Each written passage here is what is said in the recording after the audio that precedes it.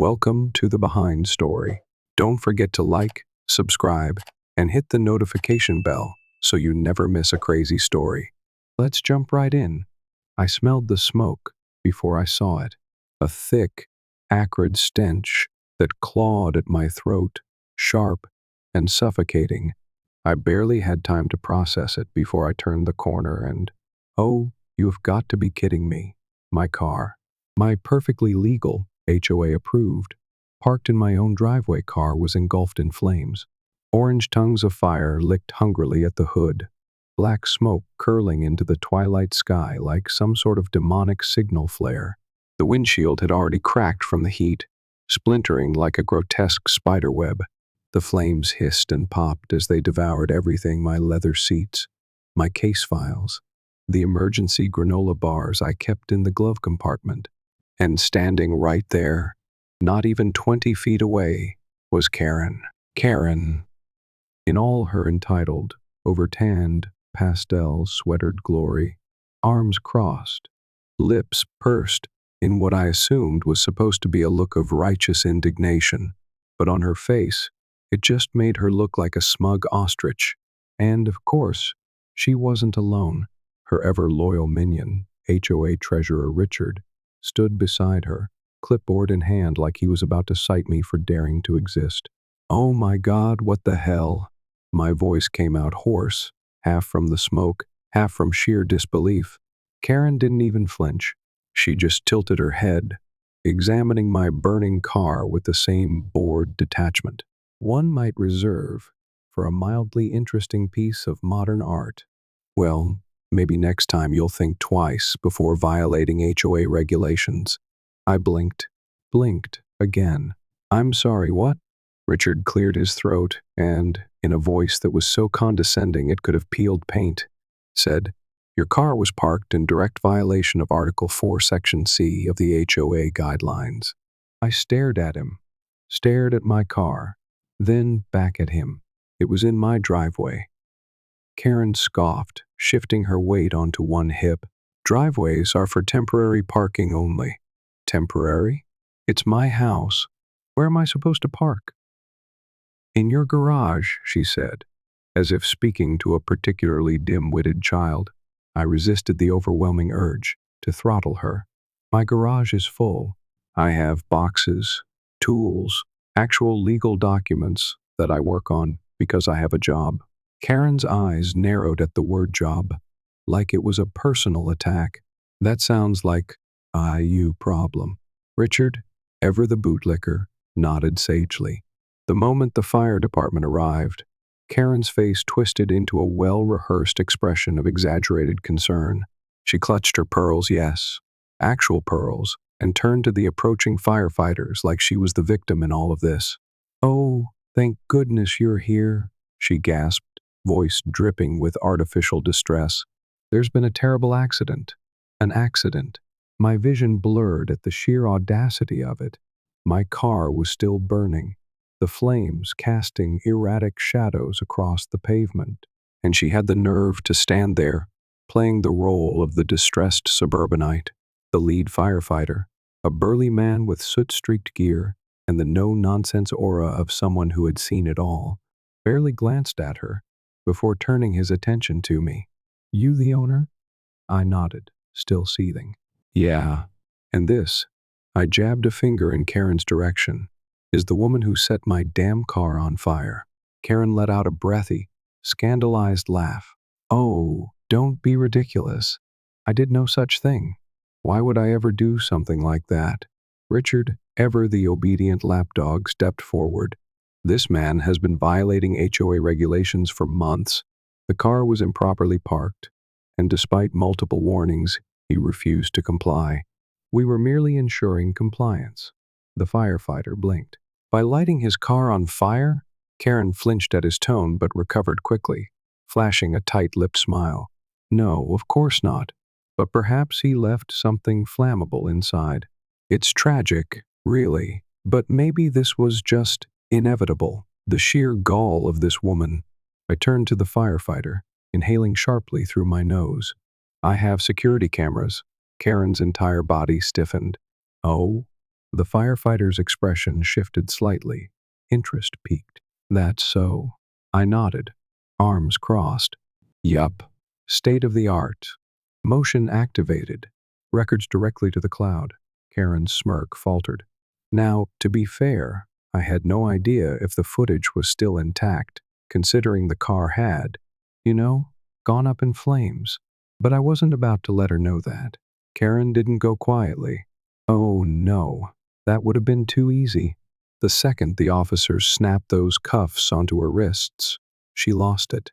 I'm talking about full-blown, vein-popping, banshee-level screeching. UCANT, arrest me. I am the president of the HOA, she shrieked, thrashing against the officers like they had just violated some divine law by daring to touch her. Do you even know who I am? One of the officers, a tired-looking guy with salt and pepper stubble, let out the kind of long-suffering sigh that only a veteran of dealing with unhinged suburbanites could muster. Ma'am, he said, in the tone of someone explaining to a toddler why they can't eat crayons. Being on the HOA doesn't make you above the law. Karen gasped like he had slapped her. How dare you? Meanwhile, I just stood there, arms crossed, enjoying the absolute circus unfolding before me. But Karen wasn't done. You're making a mistake, she screeched, her face turning a lovely shade of apoplectic red. He's a criminal, HES. And that was the moment she realized that I wasn't scared, that I wasn't groveling, that I wasn't the helpless victim she thought she had crushed under her pastel-sweatered fist. No, I was smiling. Her mouth snapped shut. I could practically see the wheels turning in her entitled little brain, scrambling for an explanation. Because this wasn't how things were supposed to go. She was the one who made the rules. She was the one who decided, who got punished. She was the one who always won. So why the hell was I smiling? Karen, I said, taking a slow step forward, my voice low and measured. You have no idea who you just messed with. The officers, still holding on to the furious, struggling mess that was Karen, exchanged glances. One of them raised an eyebrow. And who would that be exactly? I pulled out my badge. The second the dull glint of the federal emblem caught the streetlights, Karen's entire body froze. Richard, who had been standing off to the side, clutching his clipboard like a lifeline, audibly choked. Karen's downfall didn't end with her being shoved into the back of that squad car. Oh no, that was just the beginning. The real fun started a few days later, when the investigation into the HOA's finances exploded into something much bigger than just a neighborhood scandal. See, when you're a federal prosecutor with a grudge, and the evidence to back it up, things tend to escalate fast. First came the forensic audit.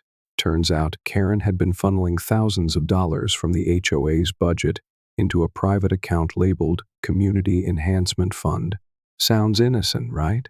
Except that enhancement apparently included first-class vacations, designer clothes, and a brand-new Lexus that she had so boldly parked in her driveway while fining others for the same offense. Then came the felony charges: fraud, embezzlement, conspiracy, and, of course, arson. The fire chief had officially ruled that my car was torched with malicious intent, and thanks to my security footage, Karen was at the top of that list. The best part? Richard, the HOA treasurer, flipped faster than a cheap lawn chair in a hurricane. The moment he realized that Karen was dragging him down with her, he sang like a canary, handing over years of internal emails and financial records. Turns out, not only had Karen been stealing, but she had pressured the HOA board into silence, threatening them with fabricated violations and legal threats. She was running the HOA like a mafia boss, and no one had dared to cross her until now. And then came the trial. Oh, you better believe I took time off to watch that circus unfold. Karen arrived at court with the same arrogant air she had the night she set my car on fire. She wore a pastel pink power suit, probably one of the last expensive outfits she'd get to wear for a long, long time, and had her usual smug expression, like this was all some minor inconvenience. Like she could HOA fine her way out of a federal indictment. Spoiler alert, she couldn't. The prosecution laid out the case with brutal efficiency, presenting everything: the stolen money, the falsified violations, the arson footage, the multiple witness testimonies. Karen tried to keep her composure, but with each new piece of evidence, her mask cracked. By the time they played the security footage of her dousing my car in gasoline, her hands were visibly shaking. And then the cherry on top, her own emails.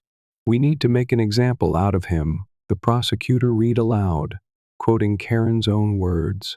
"If we let one homeowner ignore our authority, they'll all start thinking they have rights." The jury's reaction? Absolute disgust.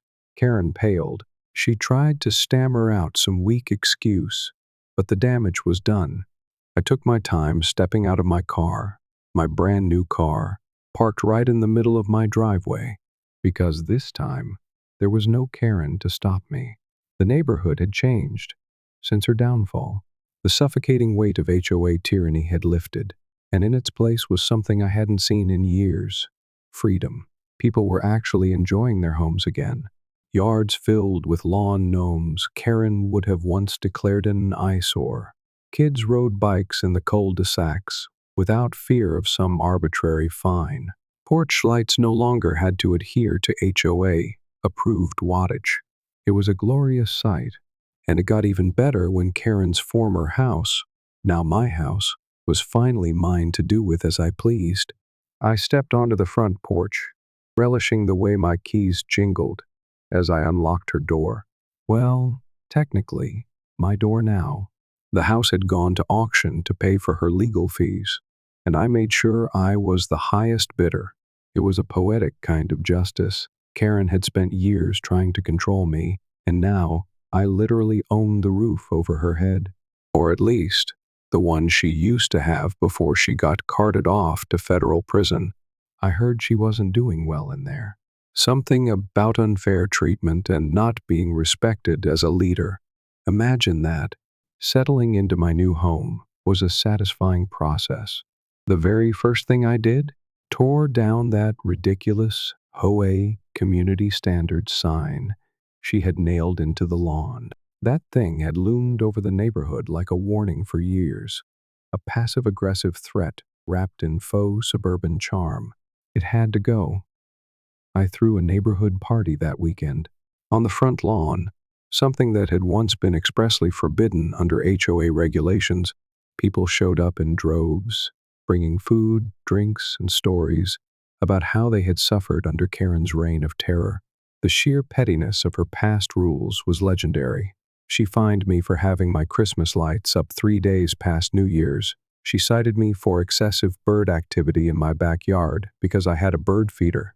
She knocked on my door at 6 a.m. to tell me my trash bins were 1 inch out of alignment. Now, they laughed about it because Karen was gone, and the iron grip of her dictatorship had crumbled. The best moment came when I pulled out a ceremonial plaque engraved with something special. In loving memory of the HOA died screaming, 202X. The crowd roared with laughter as I hammered it into the lawn. And as I stood there, drink in hand, surrounded by a community that was finally free, I realized something. I hadn't just won. I had destroyed her legacy.